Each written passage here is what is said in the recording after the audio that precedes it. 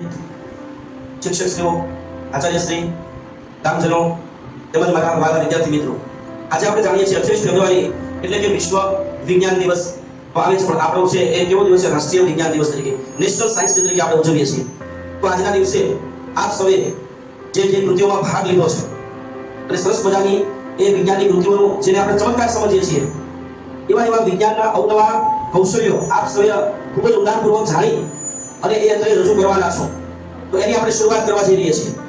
અને આપણા શિક્ષક વિજ્ઞાનના શિક્ષક શ્રી અશ્વિનભાઈ ડાભીએ પણ ખૂબ જહેમત ઉઠાવી છે કે દરેક બાળકોને દરેક કૃતિનું ખૂબ જ ઊંડાણપૂર્વક જ્ઞાન આપ્યું, તેમાં શું રહેલું છે.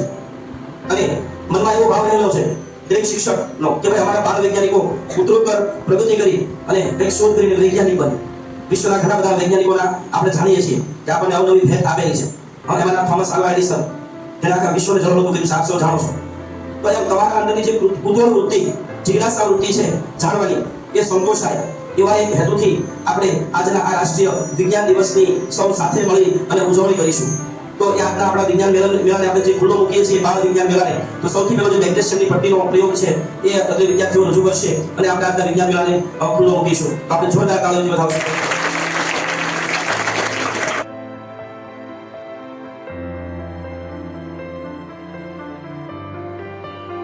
ચુંબકના નજીકના છેડા પર એક લોખંડની પટ્ટી આવેલી હોય છે, જે નજીકના છેડા પર ગોઠવાયેલી હોય છે. તેના નજીકમાં સ્ક્રૂ આવેલો હોય છે.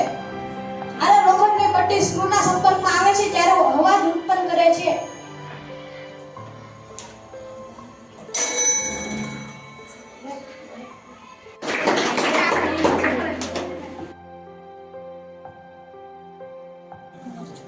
આ પ્રવૃત્તિનું નામ છે ઉષ્માવહન. આ સ્ટેન્ડ છે, આ લોખંડની પટ્ટી, તેના થોડા છેડા પર આપણે મીણ લગાડેલ છે અને તેના એક આ ભાગની નીચે એક મીણબત્તી આપણે સળગાવેલી રાખેલ છે. ધીમે ધીમે આ ગરમ છેડા તરફથી ઠંડા છેડા તરફ વહેશે અને વારાફરતી આ ઓગળી જશે.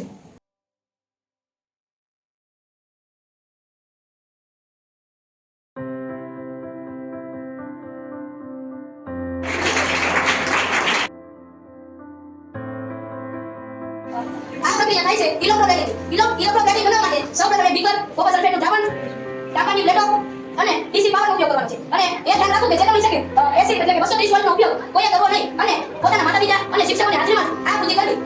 આ કૃતિમાં એ થવાનું છે કે કોપર સલ્ફેટનું દ્રાવણ એ તાંબાની પટ્ટી પર તળ જમાવશે અને બીજી તાંબાની પટ્ટી ઓટોમેટિક ઓગળતી જશે અને કોપર સલ્ફેટનું દ્રાવણ આ ઉમેરતું થશે અને તાંબુ ઉમેરું કે પાછું કોપર સલ્ફેટના દ્રાવણમાં જતું રહેશે.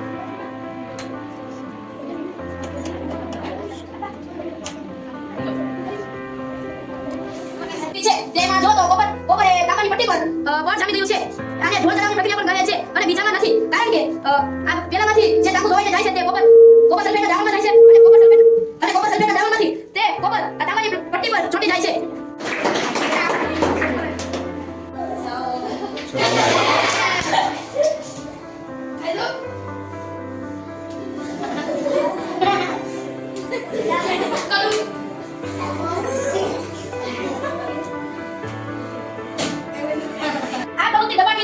પ્રવાહીમાં સમાન ઊંડાઈએ પ્રવાહી સમાન દબાણ લગાડે છે.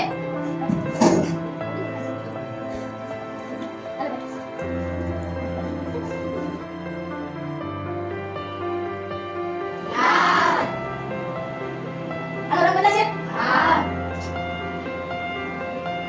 તમે જોઈ શકો છો કે આ લાલ દોરાનું ઉત્પાદન થઈ ગયું.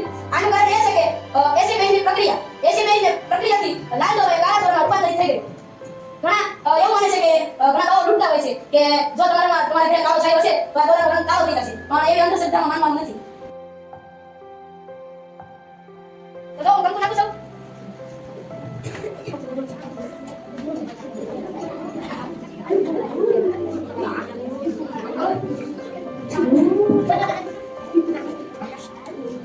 તો જો આપણે ભૂતને પૂછે કે આજ કયો દિવસ છે, ભૂત આવી રહ્યું છે. જો ભૂતે જો દેવી દો ભૂતે બતાવી દીધું છે કે આજે સાયન્સ ડે છે એટલે કે વિજ્ઞાન દિવસ છે. મીણું અને મીણ એનથી પહેલા લખી દેવામાં આવ્યું હતું એટલે પછી કંકુ નાખ્યો એટલે મીણું પર કંકુ ચોટી ગયું અને વધારે કાર કર્યો એટલે ખબર પડી ગઈ કે આ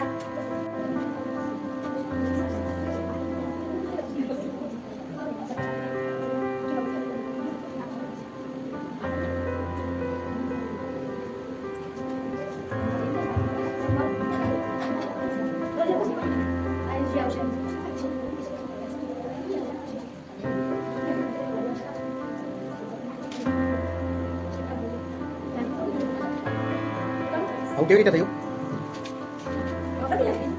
આમાં લીંબુનો રસ લગાડ્યો હતો એટલા માટે આવું થયું છે આમાં કાઠાની પટ્ટી નાખી છે અરે અડધી કલાક બાદ જોઈશું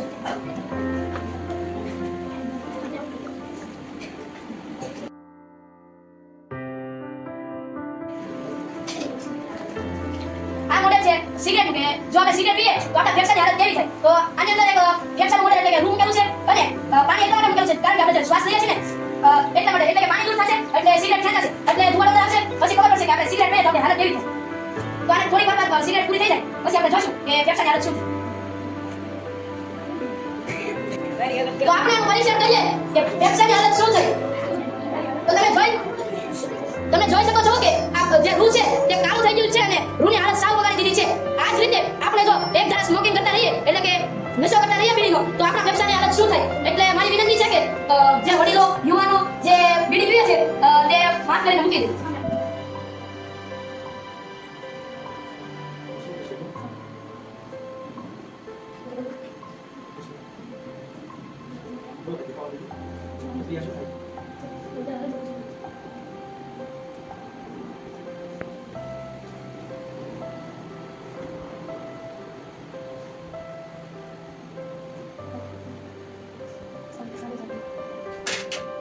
આ કૃતિની મેગ્નેશિયમ પટ્ટીનું દહન સૌપ્રથમ મીણબત્તી વડે આપણે મેગ્નેશિયમ પટ્ટીનું દહન કર્યું તેથી ઓક્સિજન અને મેગ્નેશિયમ પટ્ટીનું આગ દ્વારા દહન થયું અને હવે જે મેગ્નેશિયમ પટ્ટીની રાખ વધી છે અને તેને પાણીમાં મિક્સ કરીએ તે મેગ્નેશિયમ ઓક્સાઇડ બનશે